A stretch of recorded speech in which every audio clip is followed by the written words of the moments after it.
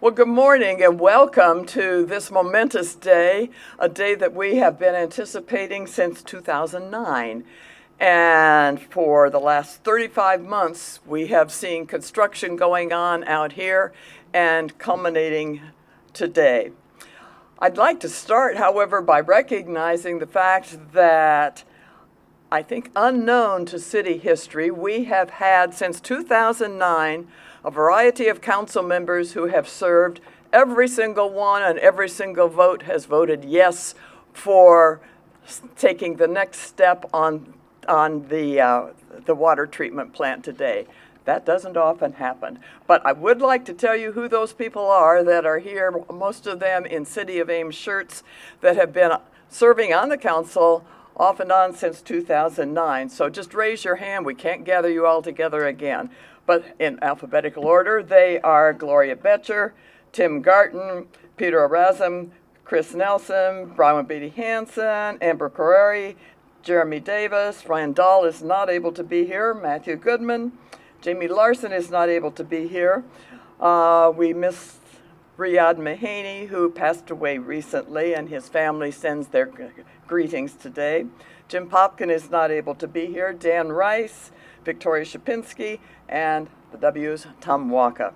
So welcome everybody, and I'd like to now turn this over to John Dunn, the Water and Pollution Control Director, who will fill in the blanks of what's been going on for the last 35 months. John?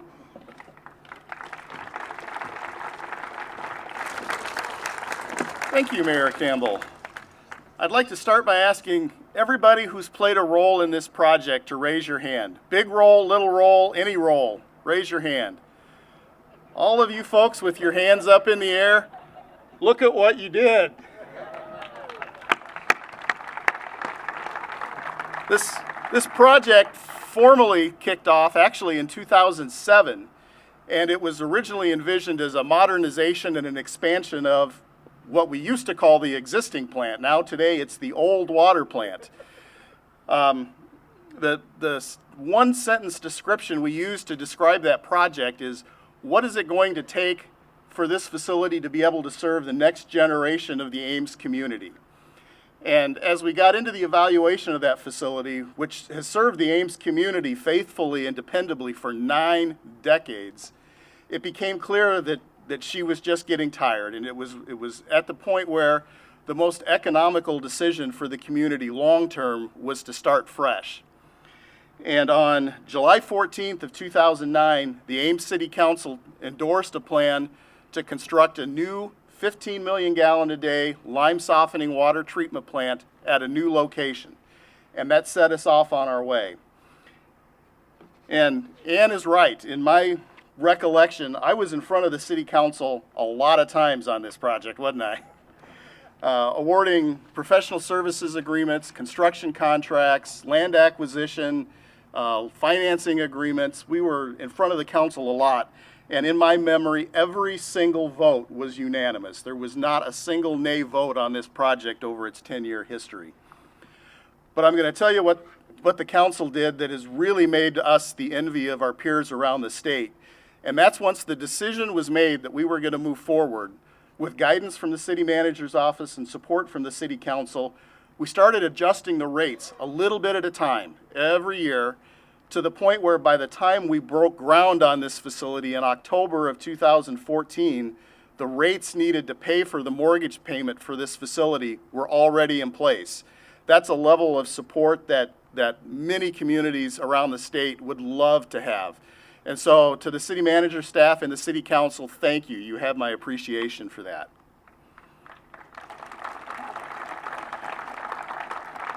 I'd like to ask Lyle Hammis, our water plant superintendent, to come up and say a few words about the project from the perspective of our employees.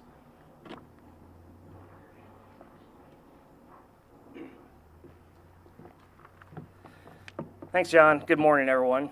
Yeah, John talked about the council and the rates, and I'll just, like he said, talk a little bit about, from our perspective, the people who make this place run. So this is a rare event.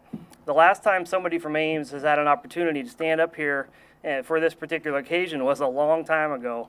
Calvin Coolidge was president in the 1920s. If I would have picked up a newspaper that morning, I could have read about Herbert Hoover having presidential aspirations. So my point is, this doesn't come around very often, and we're very fortunate to be part of it. One can say it's just a water plant, which is true, but for those of us who work here every day, obviously it's more than that. This has been a decade in the making. To be part of an endeavor which sets our utility up for decades to come is very rewarding. It's been a huge challenge at times, no doubt. At the same time, it's a once-in-a-lifetime opportunity for somebody who works in a municipality. We had some far-reaching goals coming into the project. One goal was very simple. We feel we have very good tasting water here. Don't screw it up. That was goal number one. Continue providing a safe, reliable drinking water supply that tastes good. Secondly, our city manager talks about providing Ames citizens the best possible service at the best price. We kept that in mind as we worked through the design details, and in doing so, we took a somewhat unique approach. We decided very early on to get people involved, and we were given the opportunity not only for management and staff engineers, but for every frontline staff worker to participate when possible. Even selection of the consulting team involved operators and maintenance workers. Once on board, we told the consulting engineers that plant staff would be in this the whole way along, and they were. This created an interesting dynamic at times during design. Operators, managers, maintenance workers, staff engineers, we're all housed in the same facility, but we knew we would all look at this through different lenses. Even with the best of intentions, it's human nature to see things through mostly your own perspective. And in a sense, that's exactly what we wanted. At times, this holistic approach slowed the process down. We wanted to get a maintenance worker's perspective on the type of piping and valves we chose. They're the ones working on it, not me. We wanted an operator's perspective on where to put the operations lab. We wanted an engineer's perspective on how best to lay out the site for future expansion. We wanted a manager's perspective on the cost analysis. In a sense, all of this provided quote-unquote competing interests and perspectives. And I don't mean that in a negative sense. We saw this as hopefully bringing about a more balanced approach to the project and design.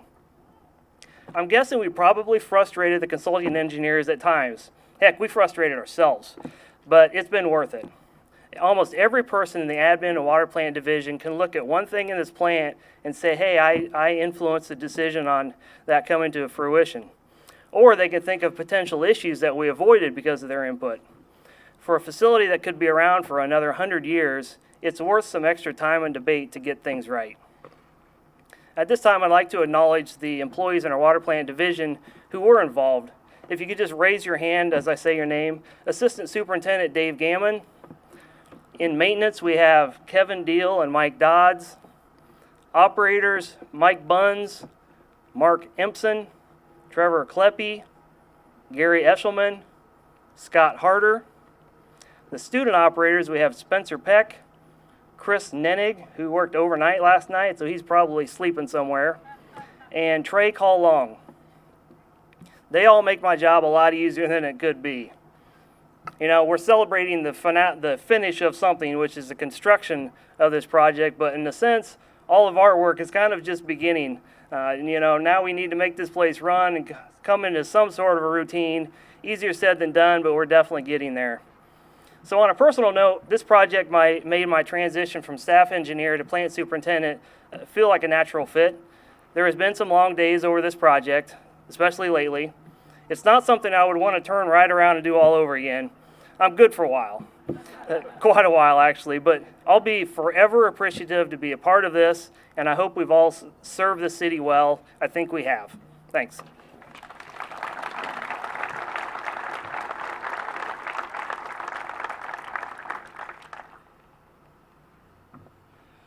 To construct a facility like this requires a huge cast of individuals. In 2008, we started the selection process for a design team that was going to help us with the evaluation of the old facility. And we didn't know what the project was going to look like at that point in time, but we knew that these folks were going to be a part of our team for a long time. And we set up a selection process that mirrored the way we would hire an employee. because we wanted to evaluate not only their technical skills, but we wanted to know that the culture of their organization was going to fit with the values-driven way that the city conducts its business. And at the end of the evaluation, we were thrilled when the team that came out on top was actually a 3-firm partnership being led by Fox Engineering from right here in Ames. They've done an amazing job of shepherding this project. And Lance Aldrich from Fox, I'd like you to come up and talk about this journey.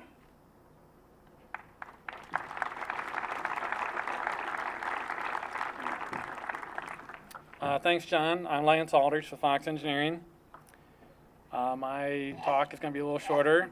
So first, I'd like to thank the Honorable Mayor, past and present council members, staff, and all the guests that are here for coming out for this great event. So, after all this work, we've made a once-in-a-lifetime project come to fruition, and we've been very honored to be a part of this process. So, as John mentioned, we're right here in Ames, the home of Fox Engineering. We've enjoyed working with the staff over all these years, since 2008. And together as a group, we've been able to achieve a modern facility that will serve the city for, as Lyle said, maybe the next 90 to 100 years. And along with Iowa State University, who buys all their water from the city. So I'd like to thank my team. As John mentioned, it's a team of engineers from Fox Engineering, HDR, and Bar Engineering for their long-term commitment to this project. And then the project also wouldn't have been completed without the efforts of the contractor, Knudsen Construction, who's been working on the project for the last 3 years to actually make it. So I'll conclude with, I'd like to put a special thank you out to Dale Watson. He was our company past president, who has since retired, and he's here today. So Dale ultimately provided the leadership that helped us all realize the goal we have before us today. So thank you.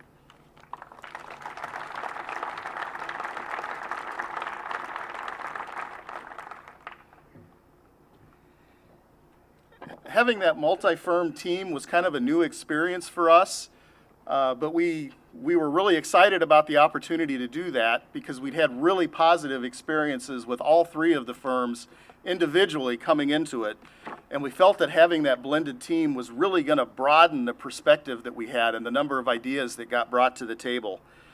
And key to that was the efforts of the folks from HDR, mainly with their staff out of Omaha and Chicago, but I'm guessing from elsewhere around the country as well. Eric Berggren from HDR is going to come and talk about the importance of the project to his firm.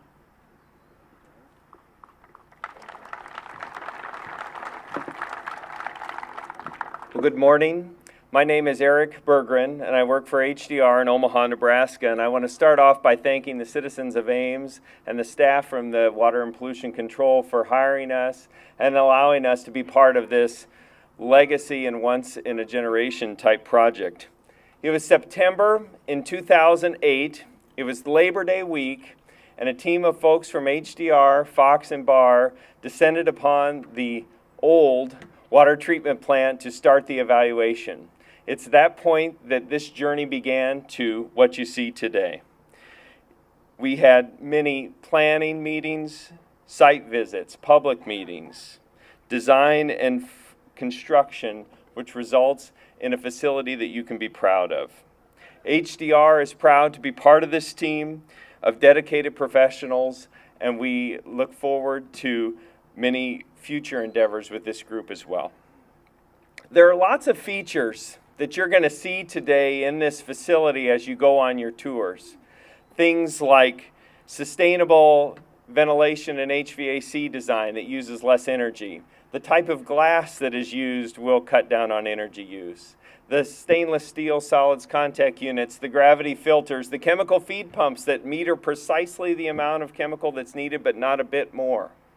All of those features are features that you can see, but the feature that you really cannot see is the individuals that made all those decisions.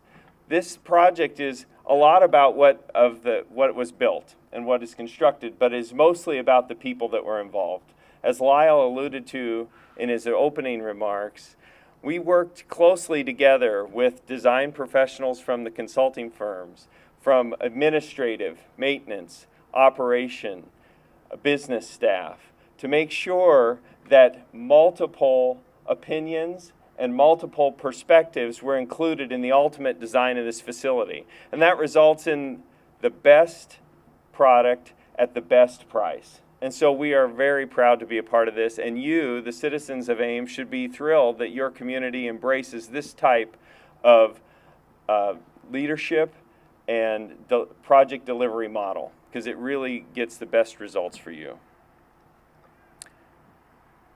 I want to end by thanking the City of Ames again for letting us be a part of this team and allowing us to be part of this great day. Thank you very much.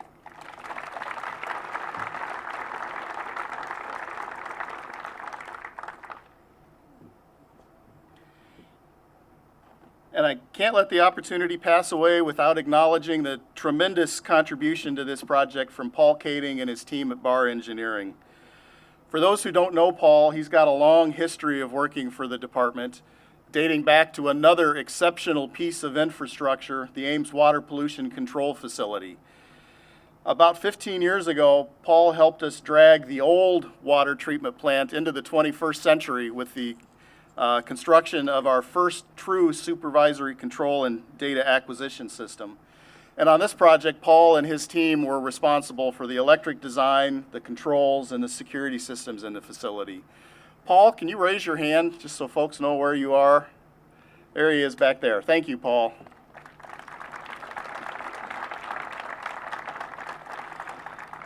The success of a construction project actually rests pretty precariously on the strength and integrity of your contractor.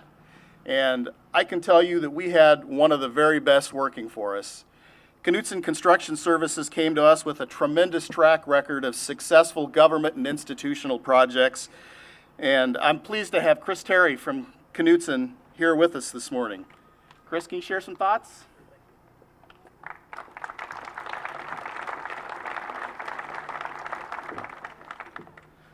Thank you. It's a great turnout here today, and as I pulled out of my driveway this morning, just north of the border of where I grew up in southern Minnesota, I thought of this project a few times as it was pouring rain when I drove out of the driveway. And if people remember, when we were trying to come out of the ground on this, we had record rainfalls, from what I understand, not only when we were coming out of the ground, but during the project a number of times. So it was a tremendous effort by a lot of people. Our staff from Knutson, we have a few of them here today, still finishing up, putting some final touches on the project. Our friends and partners from Fox and HDR and Barr, and all the contributors you see on this list here. I can't name them all. I'd be here for a while, and very fitting that it'll probably start raining as it did when we started this project. But it's pretty exciting for me personally. My family is third generation Iowa State people. My son is here now as a sophomore. My nephew's here, so it's been great for me to come back. I remember this site numerous times, and I don't know what was here before, but as a child I remember going to Iowa State football games and basketball games and visiting relatives at college and that live in town here, and I think it was a pasture maybe at one time. And my dad's a veterinarian, so he always told me they probably treated animals here, but I don't know that. But to see it transform to what it is today for the community and the city, I want to thank everybody for that. But I do want to share some fun facts that are always we like to do in construction, and get my phone to operate here. But you know, Knutson is we're a Midwestern company, and you know, we're officed in Minneapolis, Rochester, Minnesota, Iowa City, and Cedar Rapids, and we're very proud of our Midwestern roots and our heritage for 111 years. And the community is very important to us. So our team and our partners that we worked with in the city, we did numerous tours for the high school students, the college students, and that's something we're very proud of. Hopefully we can find some future engineers, future contractors, and future interns for our firm. But this team did quite a bit. Over 64 million pounds of concrete are in this facility, supported by, and I have to look because I'm always going to guess wrong, over 3 million pounds of rebar to support that concrete and to support this facility. The amazing thing is get in your car and drive 140 miles. That's how much wire you're going to find inside this building. But there's always challenges with projects. The weather was one of them. We worked through it. There's always unforeseen things that come up, and the team that accomplished this, it was nothing short of fantastic. So thank you very much, and have a great day.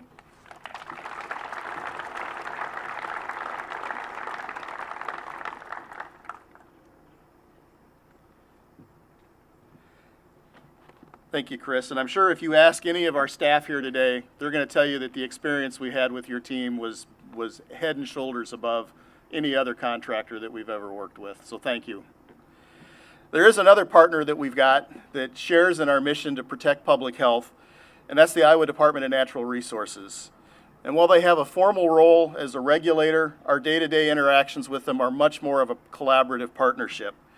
And among everything else they do, they were an essential financing key for this project.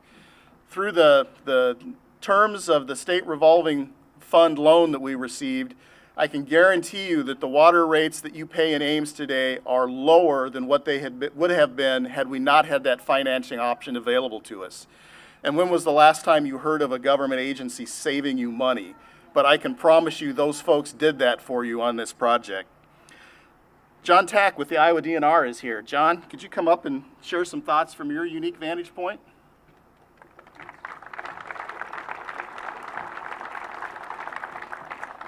Congratulations to the City of Ames. This is an amazing day today. Thank you, John Dunn, for inviting us. Thank you, Mayor Campbell. I was thinking about that on the way up. You don't need to see Mayor, what? You don't need to say Mayor Ann Campbell right now because Matt Campbell hasn't achieved Hoiberg status yet, but we're all hopeful.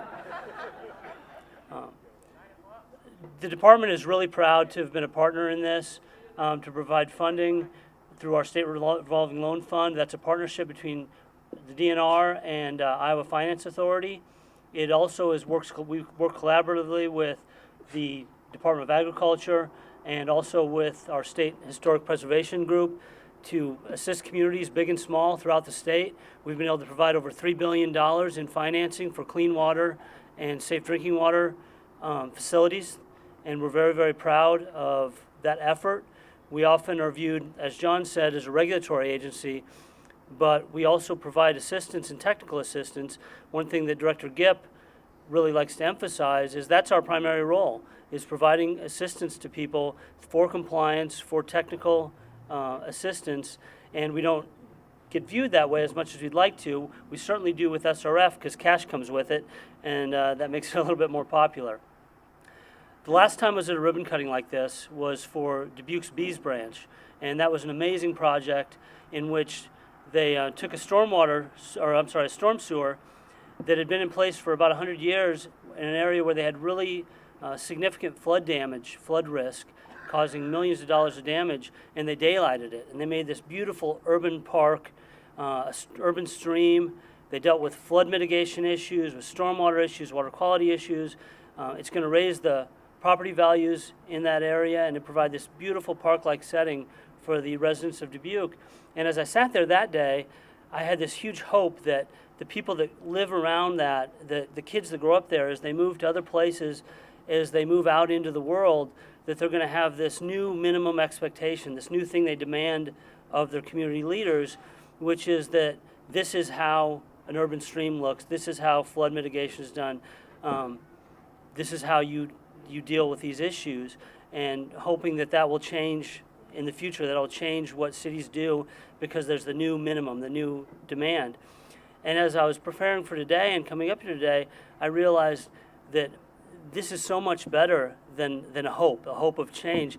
This building right here is a monument to a minimum expectation that we have in Ames and throughout the state and throughout the country, that every time you turn your tap, you're going to get safe, clean, good tasting water. And oftentimes we don't appreciate or don't take the moment to pause and appreciate at how unique and special that is in human history and even unique in the world right now. That's what all of you demand, and as Water Quality Bureau Chief, I hope you continue to demand that. But it is a really special thing that requires a level of vigilance from John Dunn, from all our drinking water utility staff, incredible financial commitment from communities like Ames to continue to do that. And I love that that's something that we take for granted, that we don't even think about. And this is a monument to that, and it's really a forward-looking project for Ames and Ames's leaders to have said, we're going to guarantee that we provide that in the future. But I'd be remiss to not point out that they didn't just stop there. They didn't just stop with the idea that we're going to continue to meet this expectation, they went above and beyond and set a new hope, a new minimum, by making sure that this project could go for LEED certification, for proof that it was environmentally sustainable. And the department was also a partner in that. We were able to provide 20% loan forgiveness on the cost of this building to allow the city to move forward in attempting to have that environmental sustainability, to be a real model, and to show that they're trying to set the bar even higher. They're trying to do more, and we're providing approximately $6.5 million in loan forgiveness to allow Ames to set that new standard, to be a leader, to continue to be something above and beyond anyone's minimum expectations, to push the ball farther. And that's something to be very proud of. And again, I want to say congratulations to the City of Ames, and thank you to the leadership, past and current City Council, to John Dunn, Mayor Campbell, and thank you to all of you for this great achievement.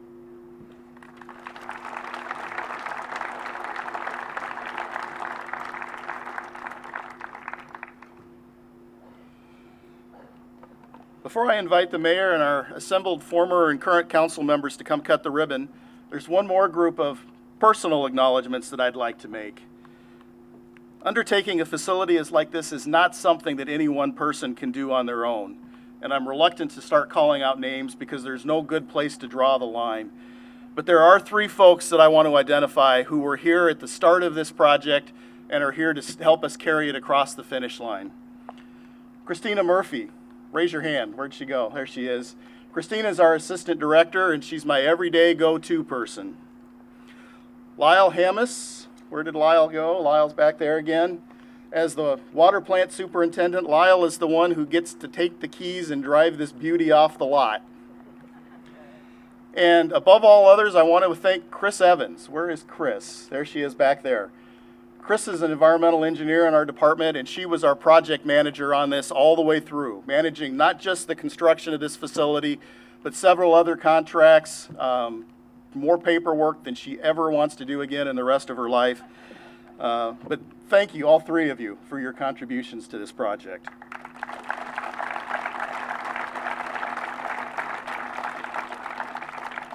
So I want to thank you all for being here for this momentous event. And now is the time that we have been waiting for. It's time to cut the ribbon. So Mayor Campbell, could you please gather your council members? And as they come up, I'd like to extend an invitation on behalf of the council and the members of the Water and Pollution Control Department for you all to join us inside, out of the rain, and take a tour of the facility. We've got demonstrations and displays set up by a number of our key partners, and we're really looking forward for the opportunity to throw the doors open and let you come see it. So I think we're going to cut the ribbon right over here on the sidewalk.